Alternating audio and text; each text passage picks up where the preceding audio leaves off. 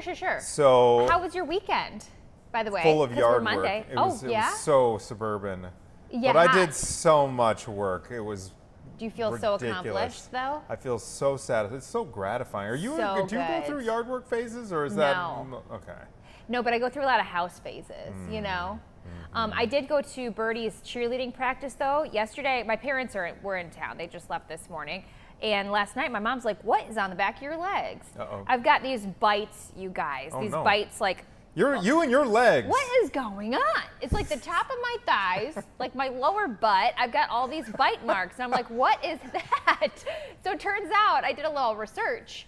I think it was because these fields out in Indiana, I believe they're grass mites or grass fleas. Oh, and I think I just got bit. I got bit all over the back of my legs. If you at home maybe have experienced So do you spend a lot of this. time traipsing through high grass? You know, Caitlin? I think it's Birdie had a cheerleading game on Saturday, and that's the only thing I can think that it might be is I sat in the grass, which by the way, we were melting out there. I don't know how you did lawn work. We were outside for Saturday at an outdoor party. This is post yard work. Yes.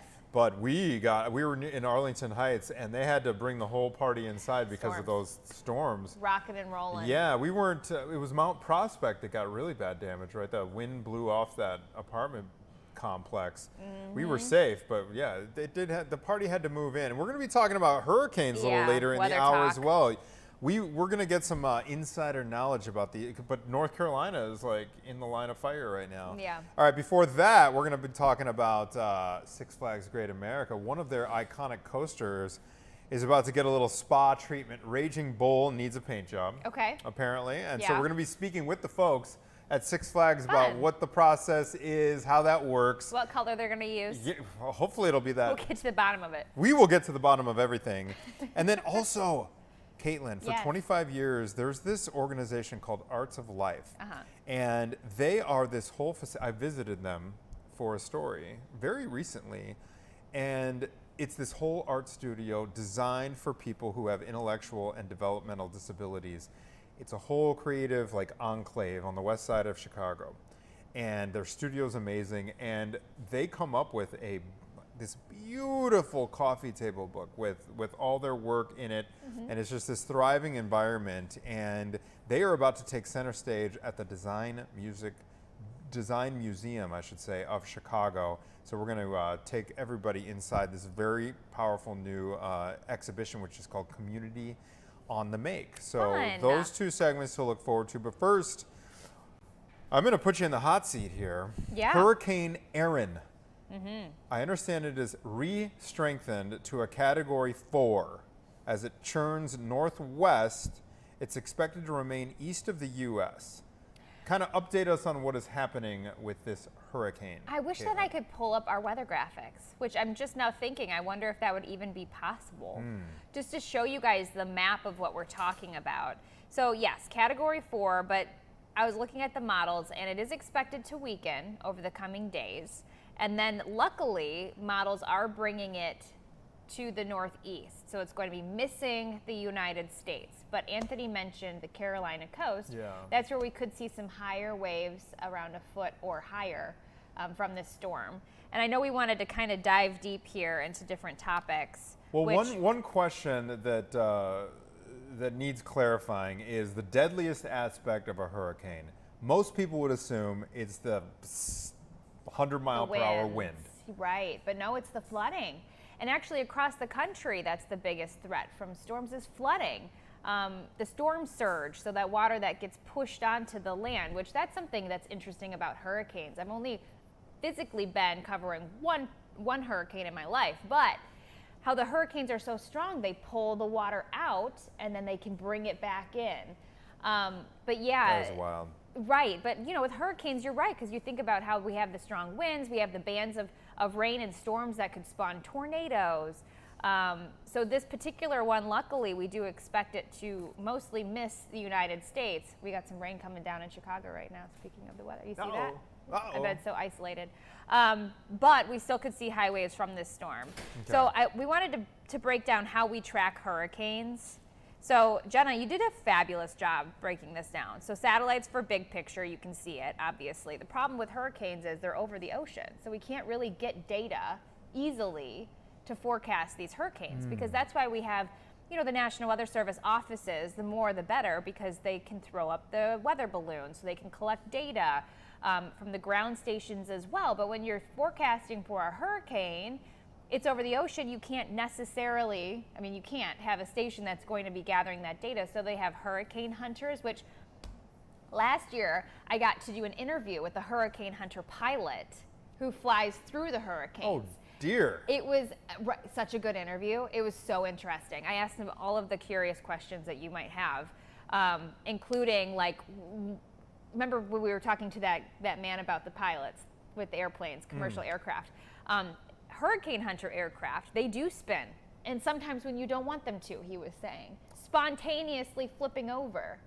Wild. And they can recover. Obviously, if you were talking to them, they can recover. And actually, you can follow them on Instagram, Hurricane Hunters, and watch their videos of them flying. And even with Erin, just yesterday or the day before, I reposted one of their videos, because you can't see anything when they're flying until you get to the eye. So and then it's nice and calm in there. And it's beautiful, and you can see the blue sky above. That would be so, can you see a video from inside the eye? Yeah, of course. Oh my gosh. Of course. I'm going to have to so that's why they do it, though. Follow that. That is incredible. The hurricane hunters are another level. I mean, most of them, I believe, come from history of working in the Air Force or just the military. That seems even crazier than the tornado chasers. I agree with you. Absolutely. Because hurricanes are stronger than tornadoes, right? Well, they can spawn tornadoes. But imagine, too, like, if you're flying an airplane, you can't see anything. You're literally just depending on your dial to show you at what elevation you are, just to cruise through until you reach the eye. Unbelievable. All right. So, the final bullet point that Jenna gave: the climate connection and warmer oceans. What is when the water temperature is warmer? What happens there? It actually can assist in breaking down the hurricanes, believe it or not, because one of the reasons why hurricanes get ripped apart is something called shear, which is the change in wind direction or speed with height. So when the warmer water is there for El Nino, that can actually lead to greater shear, which could lead to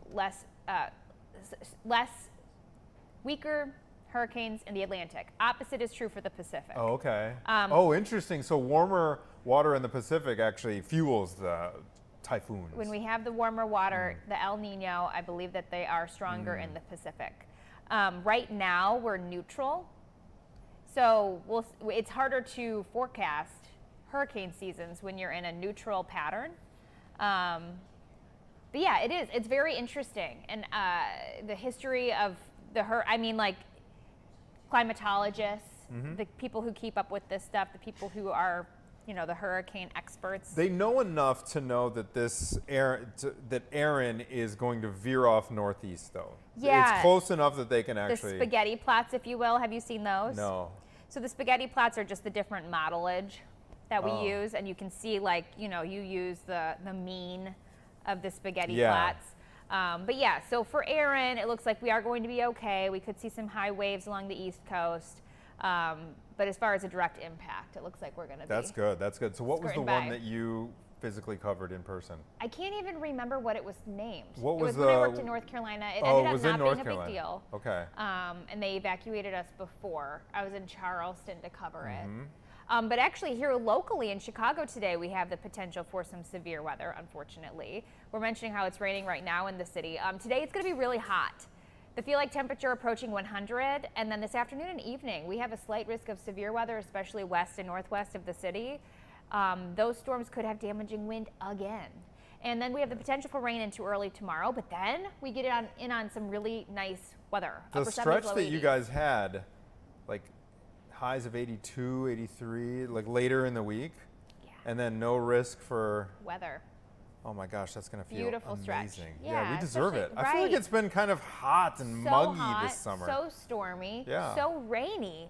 And even today and tonight, we could see some heavy rain. So we'll keep you posted. Okay, so Caitlin, we have been reporting a ton about these weight loss drugs that are taking over the world right now. 1 in 10 of Americans are on these drugs. Good poll. That's true. We just reported that this past week. 1 out of 10 Americans are on one of these semaglutide or tirzepatide. Anyway, we're talking about Ozempic, Wegovy, Mounjaro, and Zepbound. Those are the big four, I suppose. We have heard literally no downside. I mean, I can't remember hearing about any. They keep finding new benefits. Like, oh my gosh, it'll help smoking. It'll help you stop drinking. It'll help.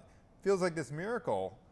However, new research has discovered certain weight loss meds could be associated with an increased risk of serious eye injury or even vision loss. So there's a 2-year study, and apparently this impacts folks who are living with type 2 diabetes. So the one study found that there is a modest risk of developing non-arteritic, we're going to need a pronouncer on that one. Okay, I'm not even going to attempt the other, but it's a rare eye condition. Anterior ischemic optic neuropathy. Jenna, I got the last one, Jenna. Delaney doesn't know either. No, all right. It's abbreviated. It's a rare eye condition. Yeah, but it can lead to sudden vision loss due to lack of blood flow. And here are the stats. Out of about 160,000 study participants with type 2 diabetes, 35 of them developed this, compared with 19 in the comparison group. So, what does that mean? If you have type 2 diabetes, you are twice as likely to develop this sudden vision loss as opposed to the type 2 diabetes, the non-type 2 diabetes folks. Adina, just off screen here, she's one of our segment, she books the segments that we have. She said that everyone at her 20-year reunion was on it. This is going to be interesting, and I'm sure we're going to get so many results back because of how many, just how big the pool is of people who are taking these drugs. Well, it's interesting. Sometimes when you haven't seen certain groups or friends for a few months, and you want to shape it up. Well, that's where your mind goes now. Yeah. If there's a big difference in appearance. But this is interesting. What I find interesting about this, because I always I think being in journalism, you always kind of go toward, okay, when's the other shoe going to drop? What's the downside of it? And I swear, just in the last year or two since these really began becoming popular, I feel like this is the first story I can remember anecdotally or off the top of my head about a potential downside. I think, just as someone who's, I don't take those drugs, but I could imagine that a potential downside, just like when I know for people who take, for example, people who take antidepressants, you worry about when you wean yourself off, how is my brain, my body going to react to the no longer taking of the drugs. So with these Ozempics and the other ones with the semaglutide, afterwards, the adjustment to life after you're taking these drugs, because from what I understand, it basically turns off that hunger cue in your brain. So when you get off of them, I could imagine, down the road, we're going to see negative reaction to people who are trying to get on a healthy track after losing the weight and getting back into their normal routine. I'd kind of like to know, do most people go back to their normal routine, or is it just part of their new normal, indefinitely? Like they keep taking the drugs forever? Exactly. I could imagine if this report gets out, people might be thinking twice. Well, type 2 diabetics have to be aware. Yeah. All right, Caitlin, another thing popping online. New words have been officially added to the Cambridge Dictionary. Yeah. 6,000 to be exact. And language is a very malleable thing, everybody. And do you remember talking to that professor or was he a high school teacher that had all the slang? Oh, yeah. Remember him? So some of these words are actually finding their way into the dictionary itself, like the real Cambridge Dictionary. Yep. I still don't know what skibidi means. Skibidi. Skibidi. It's a nonsense word born from a viral animated YouTube series. It can mean cool, bad, or sometimes nothing at all, used purely as a joke. All right, so it's an adjective. What so you did can be like, that's skibidi. That's skibidi? It's cool, it's bad, or sometimes nothing. Jenna just goes, skibidi. Like, she just nodded, skibidi. I still don't know how to use it. I don't get it either. Tradwife, though. Tradwife is going into the dictionary. Do you know what a tradwife is? No. What? Enlighten me. Okay. I thought it was. Well, I'm going to read off. I'm going to read. A wife of someone in a it trade?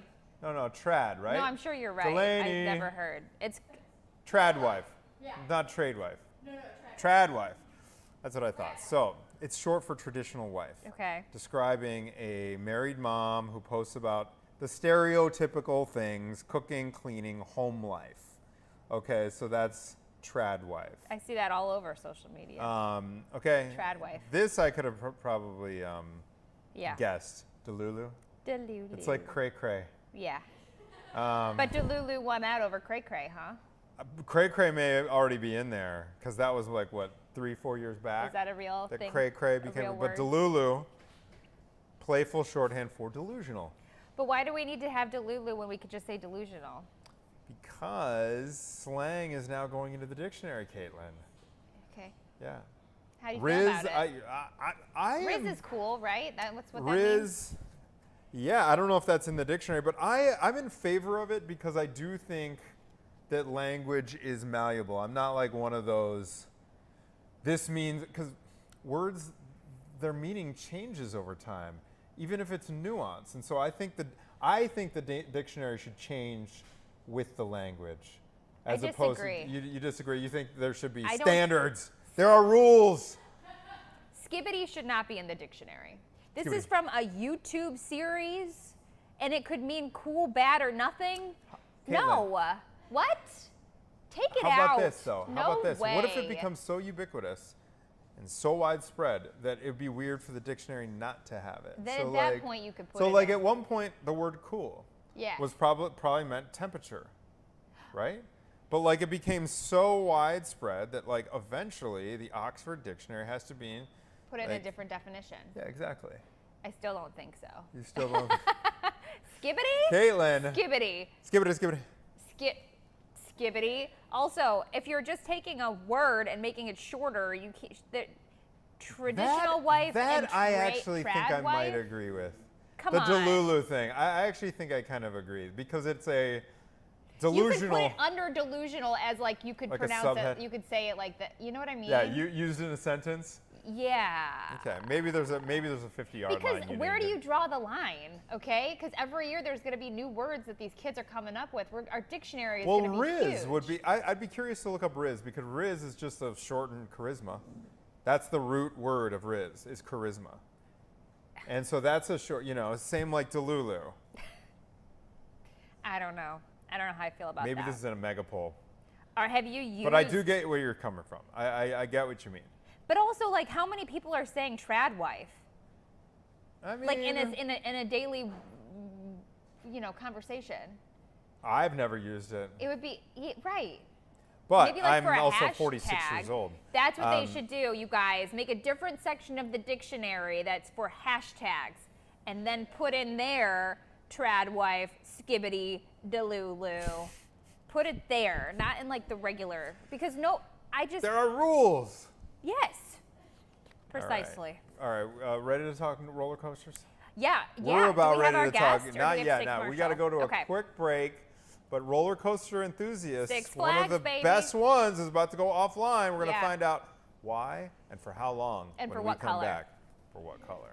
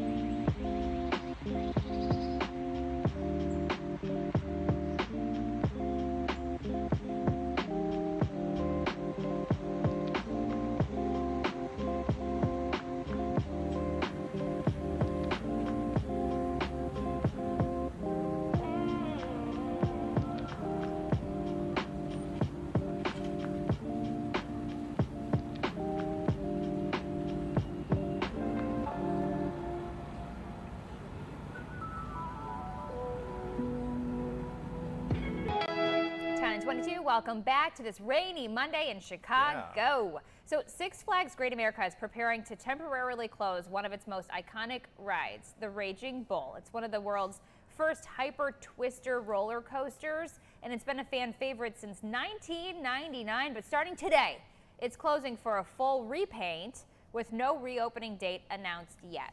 So, to help us understand what this means for fans and to get the inside scoop on what's next for the park, we're joined by Rachel Kendziora. Hi, Rachel. Kendziora, the Regional Manager of Public Relations for Six Flags Great America. Good morning to you. Good morning. How's it going? Great, great. So let's talk about this closure. What are we doing this for? Repaint? Is it chipping all over the place? What's the deal? Well, you said it. Our Raging Bull, our iconic coaster here at Six Flags Great America, is closing after today. So today is the last day you can ride it for the summer season for a full repaint. And we are so excited. It's going to be awesome. All right. So is it changing colors or does it just need a freshen up? Because I know Raging Bull is it's like a burgundy and yellow, right? It is. So that's a great question. It is getting the same colors, just, bolder and brighter because it's been a while since it's gotten a little bit of paint love. So same colors that everybody loves. It's going to be the same ride. It's just going to have that bold and updated look of orange and maroon. So it's going to look amazing. We're really looking forward to it. How much, sorry, Caitlin. No, you go ahead. How much paint, I don't know if this is something you can answer, Rachel, but man, that's a big coaster. What does it take? How long does it take to do something like this? And what's your projection on when Raging Bull will be back online? That's a great question. So it's a really big coaster. It's got over 5,200 feet of track. It's our longest coaster at Six Flags Great America. So we're anticipating it taking, a little bit of time. Yeah, as you guys know, in Chicago this time of year, we're hitting the mid-80s right now, but it could quickly turn in, the next couple of, hopefully not weeks, hopefully a little longer, but it could get cold quick. So we're really starting now to allow time before the weather turns to get this project done before the winter. So we're hoping it'll take a couple of weeks and then it'll be online before the end of the season. But, so that would be ideal, but obviously it probably depends on the weather, right? Yeah. Like today, they can't get out there and spray paint that thing. Yeah, totally. So we're hoping for some really, really great days of 80 degrees and sunshine before it gets cold. So we're hoping to have it online before the end of the season, but it really is weather dependent. Have you seen the process of the painting? Do they have to be all harnessed up? Are you doing the posts first and then the actual coaster, or how does this work? Are they walking along? This seems like a scary procedure. Yeah, that's a great question. So we most recently painted Batman the Ride last season, and that was really, really cool to see the process of that. It's a much shorter coaster, so it didn't take quite as long as we anticipate Raging Bull taking. But it's so cool. It's so cool to watch it transform because, especially with Raging Bull, it's got really beautiful colors, but they're a bit faded. So to see it kind of go, piece by piece, and for it to get brighter and to see the original colors really come back it's such a cool transformation to watch. And, we'll be open for Fright Fest beginning September 13th. So guests, as they visit can kind of see the progress of the repaint, which will be really cool. But yeah, it's going to look beautiful. It's going to look just totally amazing. It'll look brand new again. Yeah, it'll look totally brand new, and it's 5,200 feet of track. So so you said that's the longest track, but obviously there are other coasters people can hit while Raging Bull is in the spa. Have you ridden every coaster in the park, Rachel? Probably. Probably not recently, but I was a Six Flags Great America park goer as a kid, and I remember my first roller coaster being the Whizzer. And that when I was a kid was a big thrill, and it's one of my favorites still today. It is for me too, and that was my favorite as well. Okay, of all the remaining roller coasters while Raging Bull's offline, which one do you think has the most intense, scariest drop? Oh, that's a good question. I would say this past summer, we just opened our brand new coaster for 2025. It's a record-breaking dive coaster. It's called Wrath of Rakshasa. And the cool thing about it is really when you creep over the edge of the drop, it holds you there in a cliffhanger hold at a beyond vertical 96 degrees. So when you're really looking, you're holding there, looking straight down. And to me, that's a little scary, but it's like a fun scary. Okay, Rachel, heading into fall, I'm sure you guys have so many fun festivals coming up and different events. Is there anything that you want to shout out to people to get them get on their radar for what's coming? Yeah, totally. We open for all of our fall events, so Fright Fest, Kids Boo Fest, and Oktoberfest Food Festival on September 13th this year. So summer's wrapping up, but there's still so many thrills and chills in store for the rest of the fall. And for Fright Fest this year, we're returning for its 34th season of Fright Fest. So wow. It's going to be so exciting, so scary. So definitely come on out for that. Fright Fest is so great. I took my 9-year-old, and he was just like, was it some really spooky? some of the folks in the crowd, like they have, I don't know what they're employees, right? They're just in like amazing makeup and costume. Yeah, we have scare actors that are in our scare zones, which are on the streets. We've got scare actors that are in our haunted mazes. And we actually have a brand new haunted maze this year that's based on the horror franchise. It's called The Conjuring Universe. So if you're into the Hollywood horror franchises, that's definitely one to check out. And if you like to be scared, then Fright Fest is for you for sure. Are there any good deals that you guys have coming up if people check out your website? Yeah, definitely. We're actually having our MVP sale right now, which is the most valuable pass. So if you buy a gold pass or a prestige pass for Six Flags Great America now through Labor Day, you actually get access to all 40 plus Six Flags parks in the nation. Wow. So that's a really awesome deal. I mean, this is the only time you can buy a pass and get access to all of the Six Flags parks with your pass. Wow. So how long do you get access to the other ones with the MVP? Just for the remainder of the season? Yeah, so it's for the remainder of this season, but also for 2026, all of 2026. Nice. So it's incredible. At all the parks. Yes, if you buy your pass now, you get admission to all the parks for the rest of 2025 and 2026. Nice. Okay. So the roller coaster enthusiast is going to want to get that because you can take just a road pay your trip, way get an RV around and the call country. Yeah. Imagine going to all 40. That would be so. I didn't realize there were 40. Where's the nearest one to Gurnee? Like if we wanted to go to the drive? closest other Six Flags, where's the closest one? So one of the closest parks to us is actually Cedar Point in Sandusky, Ohio, which is one of our Six Flags parks now. So I you didn't can know come to Cedar Six Point Flags. was Six Flags. Me neither. They've got the Superman there, right? They've got the Millennium Force. They have so many coasters. They just opened Siren's Curse this year, so they also have a brand new coaster for 25. Oh, the Raptor. That was my go-to, the Cedar Point, when I was a kid. Oh my gosh, I would always hear about Cedar Point. Oh yeah. But I've only ever been to Six Flags Great America. That makes sense. My favorite as a kid was Demon. What's the status with Demon right now? Because there were rumors. Wasn't it shut down for a little bit this summer? Yeah, so Demon was down for a little bit because we actually put in Wrath of Rakshasa right across the way from Demon. So Demon was closed for a little bit to help us with the construction of Wrath of Rakshasa. But both of them are up and running full force right now. Have you ridden Demon? Demon's a great one to ride during the Fright Fest season too. So wow, is it a wooden roller coaster? No, it's not a wooden, but Demon, Rachel, tell me if you agree or not, but like Whizzer is your beginner roller coaster. Demon, I feel like, is a good stepping stone roller coaster to your more intense, advanced, upside downers. Would you agree with that assessment? Yeah, definitely. Whizzer is like the perfect first coaster for a lot of people. It's fun, it's thrilling, but it's not too scary. Yeah. And then Demon is it's a step above. So if you're looking for that upside down roller coaster experience, you're definitely gonna try the Demon. Is this Demon right here that we're looking at right now? It looks like Demon. It is. Wow. This looks like Demon. Beautiful. It's so fun. I remember being really scared of the loops as a kid. Like, hey, what is that? But I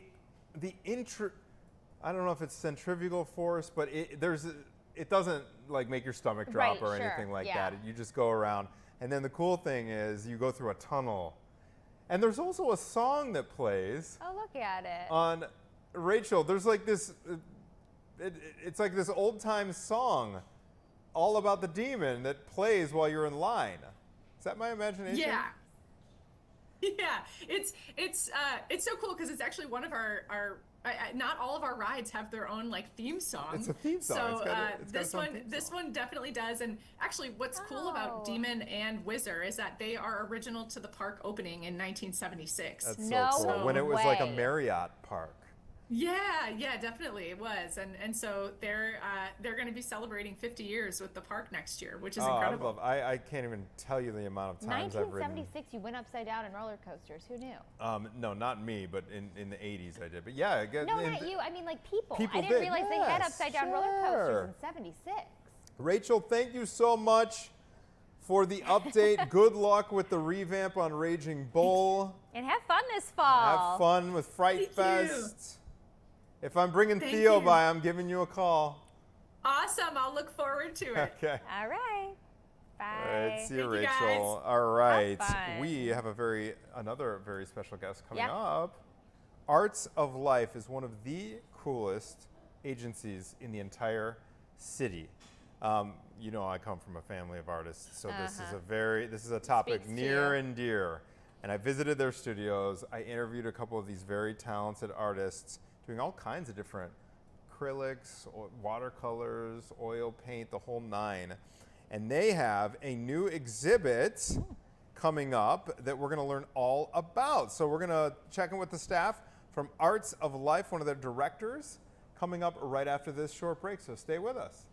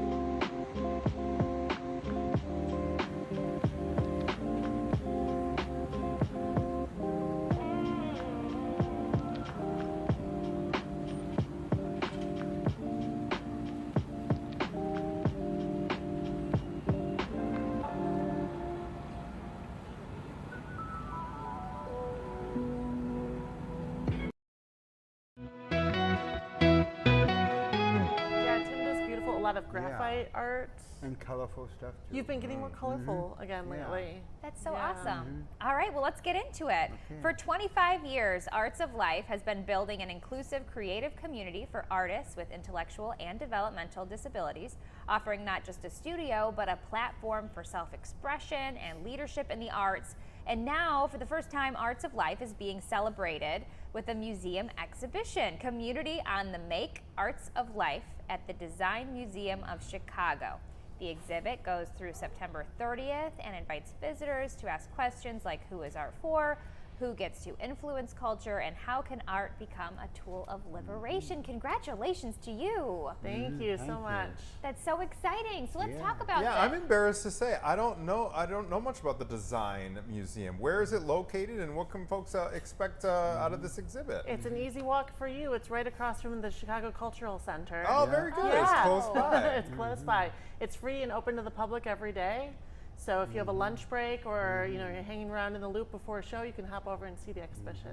Which you guys can see there on the screen. That's Ann Cawley. She's the Arts of Life Director of Development and Communications. And this is Tim Stone. He's one of the Arts of Life artists. Yep. And you've been an artist there for how long now? We were just talking? Since 2010. Since 2010. So what is your favorite part? What keeps you coming back? Well, I love going there because it expresses my artwork and it makes me feel happy. I do a lot of abstract. I do a lot of graphite. Wow. And then when I do graphite, I do keep on going and going over the lines until it gets really thick and dark. Yeah. Is this your stuff right here, Tim? Yes, that's color. This is absolutely beautiful. Wow. Is that yours too, or are these all No. yours? Oh, okay, that's not yours. No. What would be a day in the life of Tim Stone? Okay, when you go in, because I visited your guys' facility. Yeah. It's so awesome. It's a great space. It's in the West Loop. It's on West Carroll. Yeah. Kind of in that industrial part of town. It's such a cool neighborhood. But when you show up, what is your daily routine, Tim? Okay, I get there and I first say hi to all my friends and the staff, and then I sit down and start getting stuff ready, and then I start, like right now I'm working on a new graphite piece.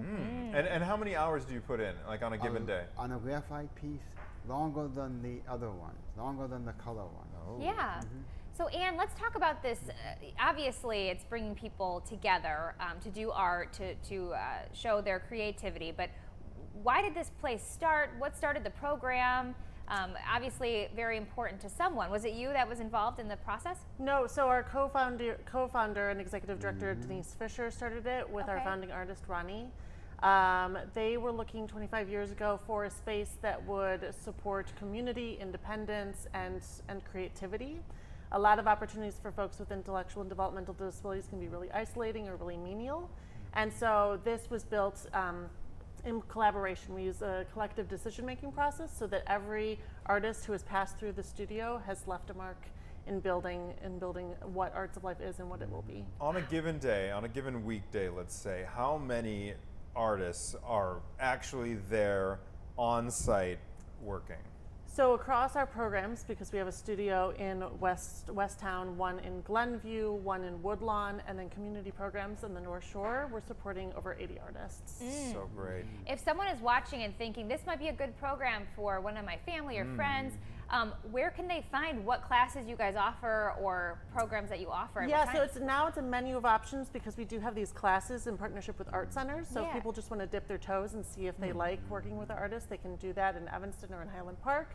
Or they can do trial days at one of our studios and come and hang out and see if they like working with Tim and all of the other artists. So like Tim, is he like a permanent resident? I mean, if he's been there since 2010, he's been there for 15 years. Yeah, Are there kind of a mix of people who have been there for a long time and then artists who come through on a more temporary basis? Absolutely. The age range really runs from 20 to 70. And people can stay as long as they're happy making art with us. So Tim, when you get in for the day, how do you decide what you want to do, and do they have all of your different paints and things laid out? Well, I have my own station, like it's called a pod, and I have it all set up, and I have like graphite pencil, and I usually use a number 3B. And then with the colors, like I do color markers, color pencils, I do a lot of gouache paints. Nice. What are you going to be displaying at this show that is upcoming at the Design Museum? To be honest, I don't know. That's I TBD. really don't That's know. exciting. That's fun. So you have to choose. You've got to you got to narrow down your choices. Is that? Well, no, it's already. Someone picked one. I don't even know what it is. It'll be a surprise. Yay. Yeah. Do you know, Ann? I believe it's one of your graphite pieces. All right. Okay. Yeah. Tim, did you find that you've made friends there, Yes. a sense of community? Can Yes. you talk a little bit about that? Yes, yeah. Well, I made a lot of friends and community because I like community-based stuff. Yeah, that's great. Yeah. Art expression and community. How many artists are on display at the Design Museum here? So this exhibition features art by over 50 artists. We selected artists who really represented different eras of Arts of Life's history, but also our core values, so who exemplified different aspects of our program. And we're also including artists who have worked as staffers and volunteers. We wanted to celebrate the full community over 25 years. So how did this opportunity come about for you guys? Well, a few years ago, we started thinking about our 25th anniversary and dreaming big about what how we wanted to celebrate. Yeah. And the book was a dream. Yeah. I did a whole feature on the book, by the way, everybody, Yeah. and it is absolutely beautiful. It's it's this Yeah. thick. Yeah. Wow. It's, I mean, glossy cover. I mean, it looks like. Is it on I our mean, website it's something. if people want to look at it? It probably is, but Yeah. while we're on the air, where can folks track down a copy of that if Yeah, they at our, want Arts to Life, page through? at our Arts of Life website, artsoflife.org. There's still plenty available. It's a great gift. It's a coffee table book. It's beautiful to look at, and different contributors wrote about, what they remembered and appreciated about Arts of Life. So we were dreaming about that, and then we're thinking what would really augment the exhibition or the book, and we thought, an exhibition, and being downtown where people can pass through, sure. it'll make the opportunity to see Tim's art so much more accessible to folks, which we're really excited about. So buying this book would be a great way to support your organization. Is there other ways that people can contribute to you guys? Definitely, yeah. Donations are always helpful, especially right now. There's a lot of uncertainty in the nonprofit sector and the arts sector. But volunteers, we're welcoming volunteers actively if they want to come in and work with Tim or help with special projects. That's really impactful as well. Is the stuff on sale here? Will it be? Yes, so most of the pieces in the exhibition will be on sale at our auction. We have a benefit auction on October 4th. What's the biggest challenge funding-wise? Is it the art supplies? Is it the space itself? Is it the staff? Staff. It's the staff. So all of our staff are professional artists themselves. They come with a high level of training so that they can work as peers with our artists and really help to elevate their work. And yeah, so we really invest in our staff the most. And then space. Yeah. Studio space. We have 6,000 square feet per studio. Yeah. It adds up. Especially the one in Chicago. Yeah. It's such a cool environment though, because you can just feel the creativity in the air as soon as you walk in this place, Caitlin. Right, I can I mean, imagine. there's Tim was talking about his station. You're Yeah. like next to a bunch. You're Yeah, in the yeah. same, and that creates Right. a great Yeah. creative atmosphere where Environment. everyone is feeding off each other's creativity. Get which is really the creative juices going. Well, Ann and Tim, thank you so much for coming in, and Thank you. congratulations. Thank Can't wait to you. check it out. Yeah, we hope people come. Yeah, well, hey, it's right here. Yes. Yeah. Yes. And right here. Thursday is our opening reception. Oh, so Yeah. yeah, what Yeah. do people need to Evening know about the hours. opening? Because I understand it's Yep, a big deal. Thursday is Yeah. our opening reception, Yep. 5 to 8. Tim and I will be there, and Yep. we'd love to say hi. All right. Ann Cawley, Tim Stone, Yep. Arts of Life. Yeah. Thank you guys both so much. welcome. Thank Yeah. you. All Thank right. you. We got more special guests here in studio. When we come back, we're going to be hearing all about the Bristol Renaissance Fair from some friends of the show. Stay with us, everybody.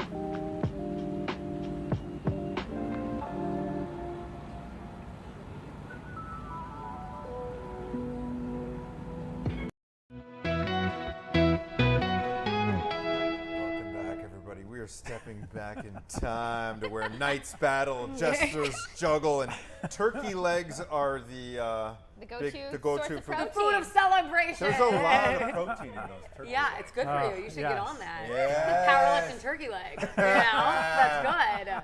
Kenzie and Roman, everybody, they are back. Yes. They are look back. great. They hadn't gotten enough.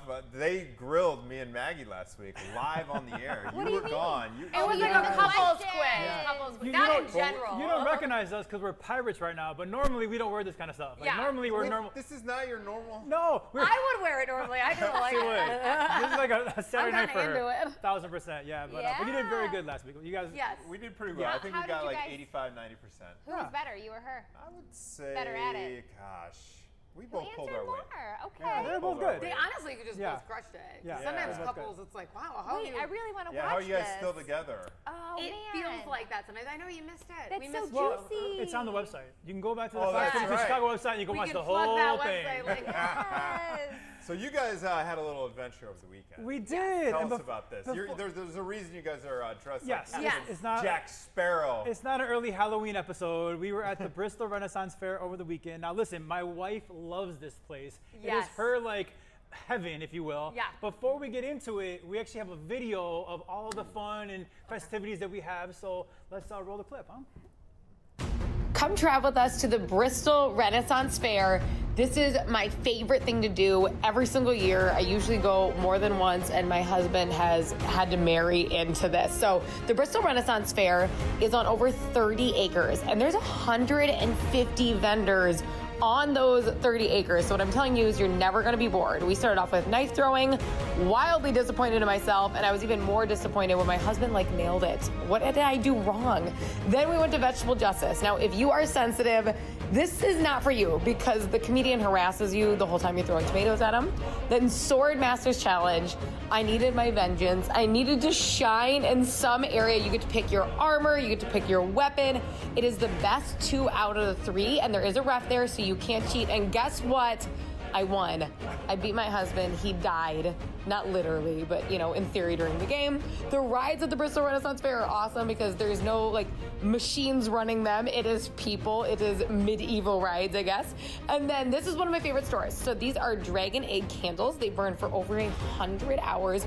A dragon does hatch from them. And then you can also keep the shell and put tea lights in it. They're incredible. We ran into this little pirate store, which we had to shop at. I just love shopping. I spend all my money at the Bristol Renaissance Fair. It totally fit my husband and I's cosplay theme, and he was calling me a sassy wench all day, so we needed a picture near that sign. This place is incredible. They hand tune all of these. They sound gorgeous, and they're a specific instrument. Then it was time for a treat. This is the best money you can spend. An iced cappuccino supremo. Then my husband got an iced chai tea latte, and of course, we need some entertainment. There's over 16 stages at the Bristol Renaissance Fair, from Shakespeare to musical performances to fire throwing to acrobatics. There are dirty shows. There are clean-ish shows. So shows for the family, shows for not your family. There's something for everyone. Even when you're just walking around, you stumble upon the entertainment. And we needed to end the day with the joust. Now, I'm telling you, look at the times online. You're going to want to make sure you catch this and go early to get a good seat. And trust me, I needed to take a seat afterwards because I was dead. Oh, when you said Nice. coffee, I was like, that is my spirit animal. That was a whirlwind I need the coffee. tour. Yes. We got as much in Yes. fast as we could. Yeah. Well, let's break down the joust. Hold on. Did they make you sign that looked like actual weaponry? They really just. They make you sign a release? Our sword Swords. fighting that we did, the Swords Master, those are heavy foam if you feel them, and okay. you do have to sign a waiver because you are whacking the hell out of each For the other. record, the one rule they have is no shots to the head. Right. And if you've seen the video, my wife It looked gave me like a it. shot to the head. Okay, Oh, first man. First off, he clipped that to be evil. That's reality TV show clipping because I didn't get him the head the rest of the time. The rest and of the he time. used his shield to whack the weapon. I was going for his shoulder. It was my fault. Oh. They all say. Technicality. Yeah. Technicality. It's My a little fault, bit my of bad. couples therapy is Yeah. all that was. Exactly. You get out of the really therapy good. class. She sends you up to the Bristol Renaissance Fair to hash it out after I'm a like, you bad know what we therapy should do while we're here? We should sword fight. So that was awesome. But the jousting is real. You can't do that. Those are professionals. They are real weapons. It is a point basis. No it's actually way. a family that does it for a living, and they tour to the Renaissance festivals. They're incredible. Yes. So that happens a couple times a day. So you have to go look up the show times for like the for real jousting. So you've been going. You said in the piece. Not just one. This is not a once a summer thing. This is a multiple times a as summer. many times as I can. That's hilarious. I am obsessed That's with an the interesting Renaissance niche. Fair. Wait, where is this? So it's in like the Kenosha area. So Yeah. the Bristol Renaissance Fair, they have a ton of land. It's over 30 acres. Oh. Yes. But it's in that Kenosha area. It's so on the Got border it. of Illinois and Wisconsin. Yes. It's right Yes. there. And does it just Okay. stay open all summer? It's like something that you could, No. or is it So only it for? runs early July through Labor Day Yes. weekend. Oh. Two more And weekends it's left. only on the 2 weekends. weeks out. 2 weekends left. Yeah. It's really special. Those are permanent structures that you see, those buildings. So, you know, when you go to fairs and carnivals, things are yeah. pop up and they take it down. These are beautiful handcrafted buildings and they stay up all year round. Yes. Actually, it was funny that they really struggled when Pokemon Go came out because they kept getting alerts that people were breaking into their land because there's Pokemon on their land Oh, there during was. the off season. And they're like, people are like, we're just catching Pokemon. They're like, you cannot do this. You have to You go are out. trespassing, Yes. sir. Yes. How much does it cost to go? Can you buy like a season pass? So you can't buy a season pass. It is ticket admission, so you can purchase tickets and go. I also give away a ton on our radio station, so if you listen to me, we give away lots and lots and lots, loads of tickets. Yeah. So it's about $40 per ticket for admission. You get in. There's over 150 vendors, and you know the ticket also includes all the shows. So it's not like you have to pay to go to jousting and the musical and the Shakespeare and fire juggling. So it does include all those. Obviously, there's rides and attractions that are extra. Sure. I mean, I empty my pockets there. It's a real Well, problem Roman, for what's me. your highlight? The there? highlight is, honestly, you're gonna think this is cheesy, but seeing how excited she gets, because this was never my thing. I had never even heard of the Bristol Renaissance Fair. He married into Yeah. it. Married into the tradition. I'm born and raised in Chicago. I never even heard of this place before. Then she Yeah. comes here, we start dating and everything, and she's like geeks out over it. You guys, you can tell I get she's very very excited. passionate over it. So we walk in and she's like, it's almost like me being at Wrigley Field. It's her being at the Renaissance yeah, Fair. I this think is it's your almost happy like place. my Disney World. Yes. Like, Yeah. I'm so excited. It I think is. it's so special. I love the vendors. Like I pointed out, like that candle vendor, Dragon Flare. Those last for actually closer to 150 hours, but she guarantees 100 hours on the burn. And the shell lasts forever, and you can do gorgeous things like tea lights.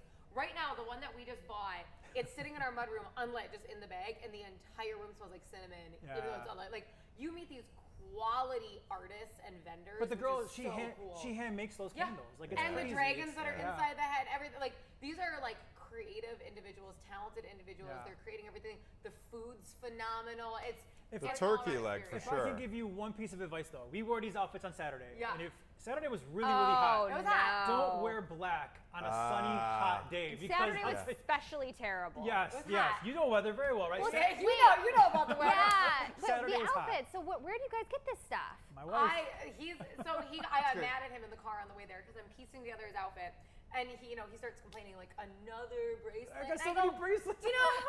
I curate your entire outfit. I order from like 15 different vendors. I steam it the night before, and I'm individually handing you bracelets. Wow. To put on. You look I would fantastic, like someone sir. to You help guys me both out look there. great. Right. Thank you. Thank you. I I did went it there for everyone. once Okay. when You I was a did. kid. One time I've been Okay. there, and I just remember my vivid memory, other than the turkey leg and everything, is getting unbelievably frustrated because there was this. I don't know if they still have it. There was a guy. It was one of those games, Yeah. right? There was a guy. It was a rope, and it was like a Jacob's balance ladder. rope. Is that what it is? Yes. Jacob. Okay, and there's a way you do it where you Yes. can zip right up this ladder. It's a balancing, and it So looks the so ladder easy. Yes. can flip. Yes. And the goal is there's usually a pile of like hay under it. Yeah. The goal is to get up the ladder and you win a prize. And Kind you of win like a a prize. fair game, a medieval The- fair and, game. and so the Okay. guy, Without Caitlin, fault, the okay. guy demonstrates it, and Yeah, it looks sure. super easy. You're like, oh, here's my I can $5. climb up a Yeah. ladder. We'll watch and learn. Yeah. I got this. And then, Yeah. Oh, no. And I just remember it, like, as What's a the kid, I'm secret? like, Did you ever I find out? know. You gotta go back now, and I gotta- as a man, there's some- you can do it probably. 'Cause Spent he $1 did million it. and figure it Now, out. now I can have as many tries. I think Well, I like said, pull Dad, on I one want to try side, again. push My on the son other. Tristan, I brought him last season. Him and I just went for a day. One of- other times. one of her 4 times she And- went. Yeah. So I brought him out. We did like a Mother Sunday, and he was dying to do that. And it was like 2 seconds into the whoop. and Yeah, he, exactly. like, flipped I into made the it like hay. Yeah. one step. Yeah. and Yeah. I'm telling you, Caitlin, the way they make it look, he's like, he goes up there just like, No big deal. no big Yeah. deal. Like, I'm you like, can't do oh. this. You're silly. Yeah. When you go, do you dress up like this every time? I have different outfits. So this was this was the outfit we wore Saturday. So we tried to wear them in studio. So cosplay is a real thing. Yeah, I never heard I'm of very into it. cosplay So and special explain outfits. what cosplay is to people. So, well, cosplay is obviously when you're directing like certain characters, certain time periods. So you see a lot of that there. There is theme weekends. So there was a pirate theme weekend. There was cottage core weekend, which is where you kind of get like that fairy wench. I don't know. Like the mushrooms. People have like the mushrooms and the corsets, like very in the field running around. So I did that earlier. I did like a Mother Nature look earlier this season is what I was going for. So each year I had a different theme. I did a gypsy one year, like belly dancer. When you walk in, you are not in America. No. I mean, it is like you are in this like crazy fantasy world. Everyone is dressed up and they're all in theme and everything. It's like you're not even in our country. It's crazy. It's a weird but awesome thing. Have to dress up? You don't have to dress up. Okay. You can just go in. You can go in plain clothes. Yeah. And then you can just enjoy it. Like it's fun to also appreciate all these amazing it's an experience. People might boo you, but you can totally do it. No. I'll tell you, Kayla, it was a core memory. It's a core memory for me. I mean, no, I didn't dress up. I just remember it so vividly. That's the special. turkey leg, the ladder. You know what I mean? And watching your piece, all those buildings, so they're handmade. They're permanent structures. They're gorgeous. It's a really unique experience. They're always adding new things that pull you in. And I mean the vendors are really the key, and they know that like it's their goal. They do charge like a vendor booth rental, but like the vendors make 100% of their profit. So it's a great win-win for support them. Support small businesses. They want those businesses out there. It's part of the poll, right? So it's really awesome. All right, Squire. We're getting the wrap. Kinsey and Roman, great to see you guys as always. I Next love time this. we will not look like this. I promise. Wait, They'll why? be in Why full not? Cubs. Wait a minute. They'll be in full Cubs regalia next time. Yeah. Actually, you should put her and Grady through the MVP I would game. love to. Yeah. Oh, that'd be so That'd be fun. Done. Yes. Done and All right, done. Kinsey, that's going to do it for us. It's almost 11 o'clock. We're going to hand off the baton. I see Elizabeth Matthews waiting in the wings here. Woo! Have a great rest of your Monday, everybody. Arr. Arr. That's right.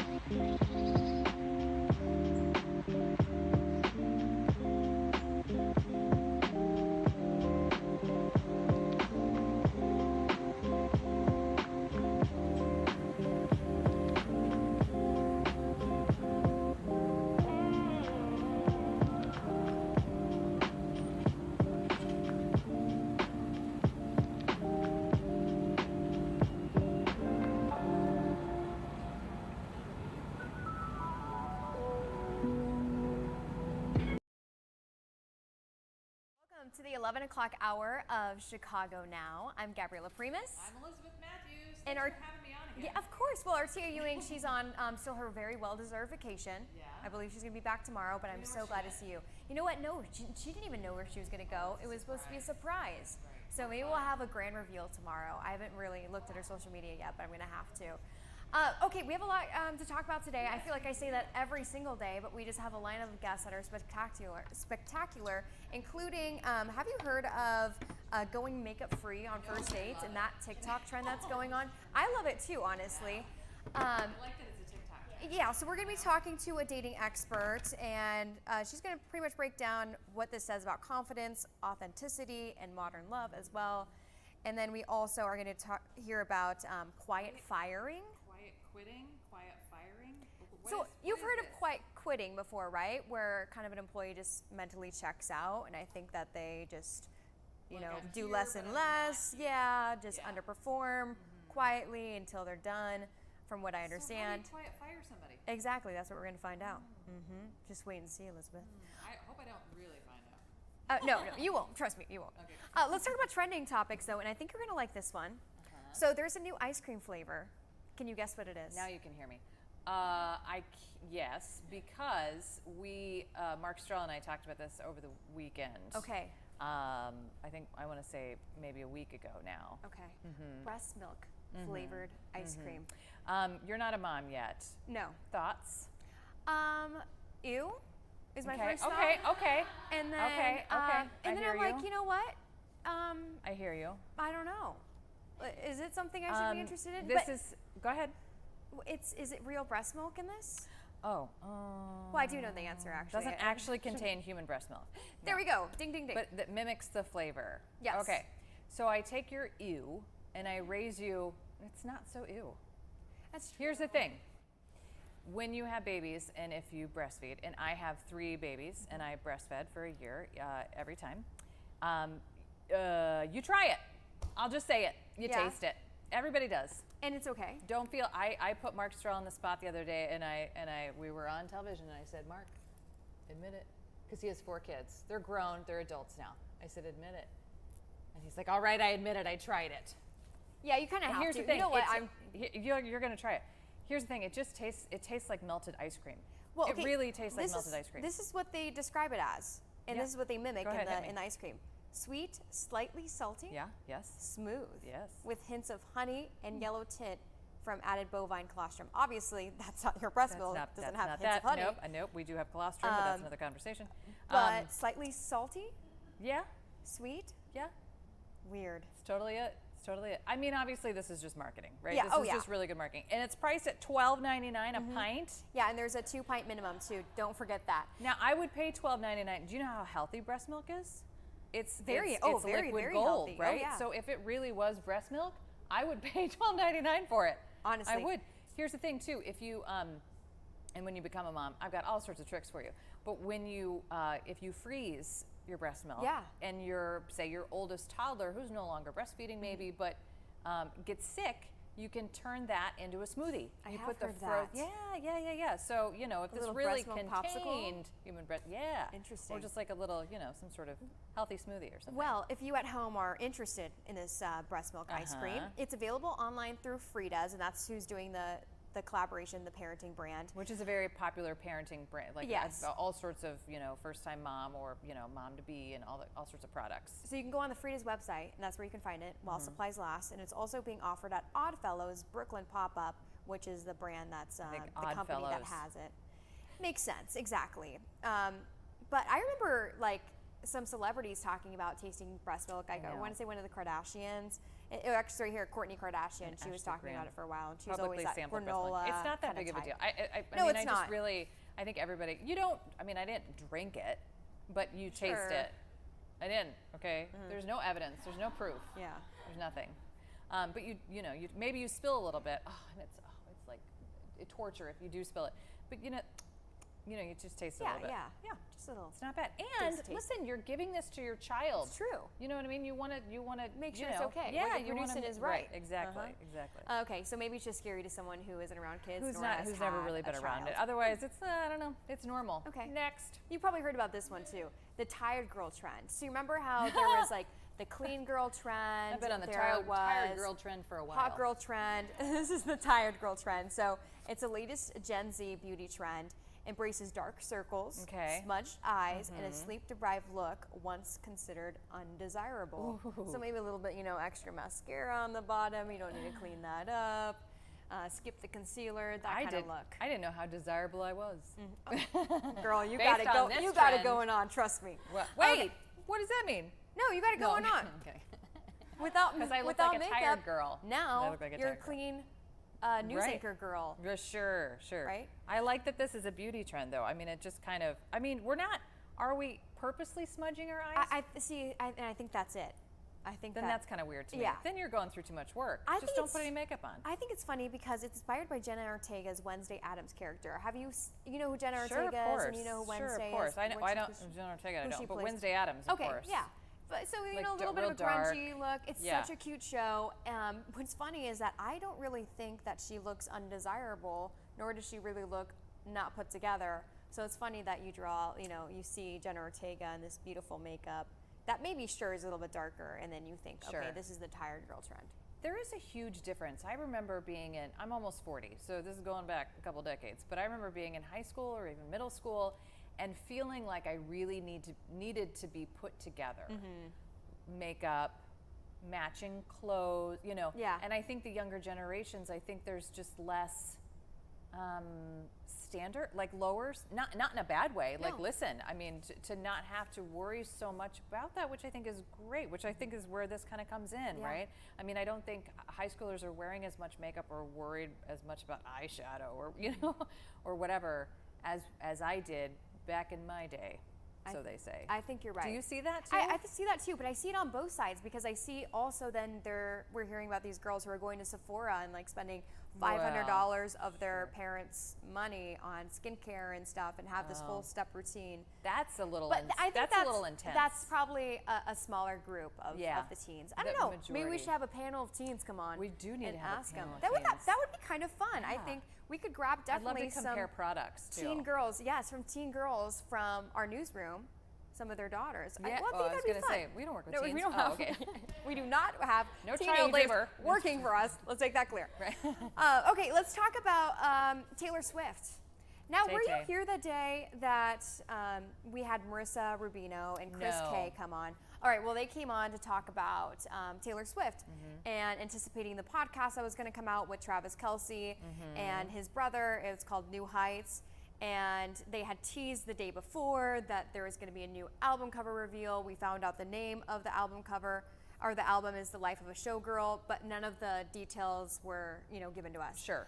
So the podcast came out, I think it was on Thursday night or Wednesday night, New Heights, and it talked about Taylor Swift's, she was on there, it was her first ever appearance. Yeah.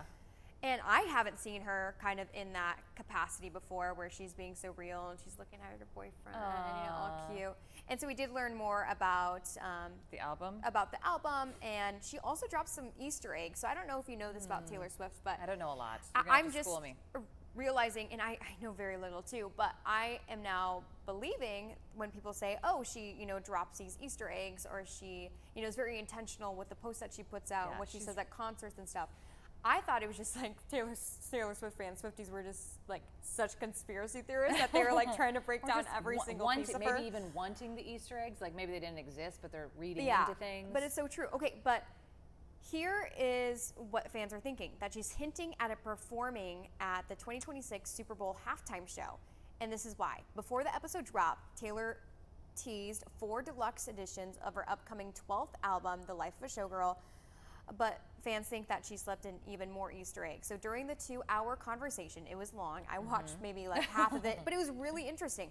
Swift talked about baking sourdough, quote, 60% of the time, which fans linked to Super Bowl 60 at Levi Stadium. Home of mascot sourdough Sam. Okay, she's talking a lot about sourdough. She's baking sourdough. Why was that dominating the conversation? Maybe it makes sense now. She also tossed out the number like 47 and 47,000, which Swifties tied back to Levi Stadium. Her lucky number is 13. Travis Kelce's 13 NFL season. The list goes on, Elizabeth. This is too much. List goes on. That's too much.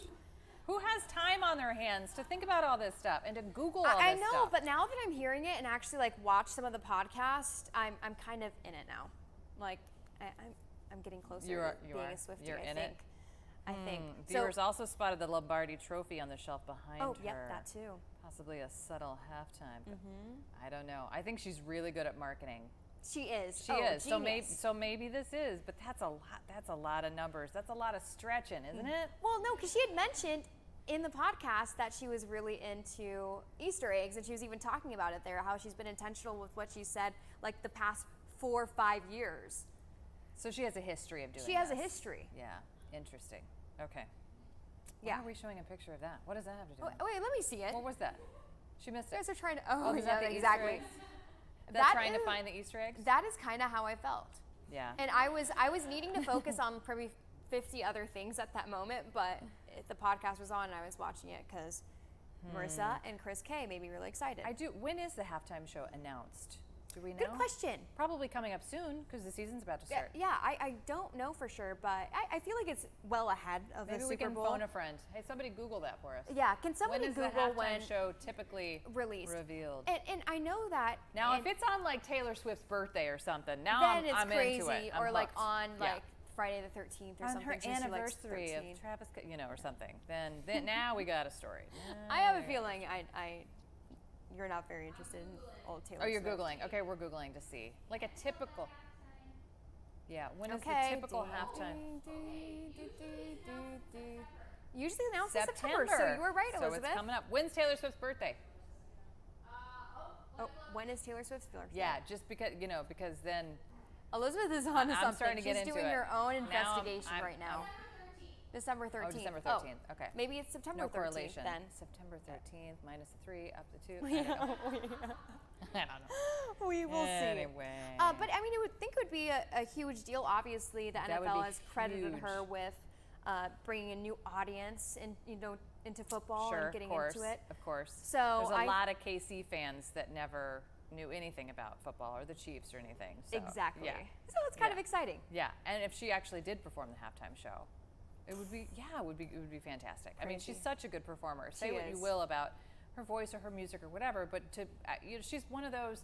I'm not the biggest Lady Gaga fans, but if I had a chance to go see her, I mean, she's such an entertainer. You would be so entertained. So I think a Taylor Swift halftime show. A lot of these artists are on another level. That's one thing she did mention in the podcast was how much time and effort she put into training for her Eras tour. I'm sure. And it's so acrobatic and athletic and nonstop. I mean, I didn't go, but I've seen clips and it wears me out watching. No kidding. I know. Well, and I appreciated how Travis, sitting next to her, they were looking all lovey-dovey again, was like appreciating how much hard work she put in, and that's where they found a lot of like common ground was with their workout routines and what they did to stay fit and stuff. And he said that almost her setup, like pre-game and post-show, whatever you want to call it, was as like intense or more intense than what they do what he does on the football field. Can you imagine? Interesting. When do they even find time for each other? I don't know. On podcasts, apparently. I'll meet you at the podcast. Yeah, okay, I'm running late. Okay, I'll see you. Yeah, I haven't seen you in a few weeks. Right, exactly. We'll talk there. They have to book a podcast together. No, it's really sweet. So she also says that she never hides Easter eggs about her personal life, only about music and projects. Interesting. You know what they also talked about a ton, which I thought was so funny? Otters.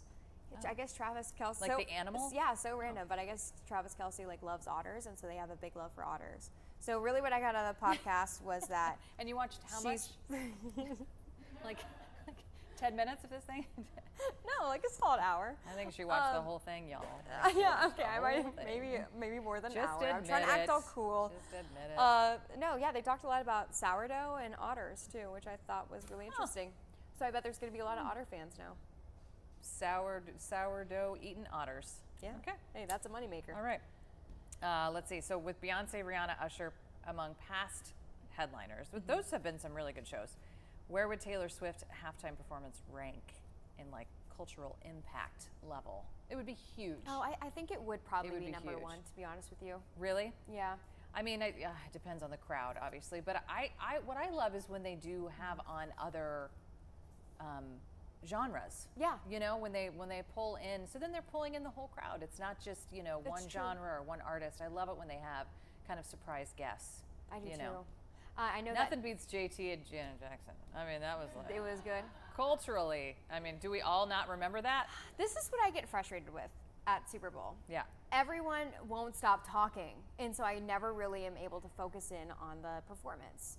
And then, I mean, that's like, also you my mean old in the thought. room that you're in? Yeah, the room that I'm in. Oh. Like, I always do like a Super Bowl party, Sure. and no one will just be quiet so I can listen.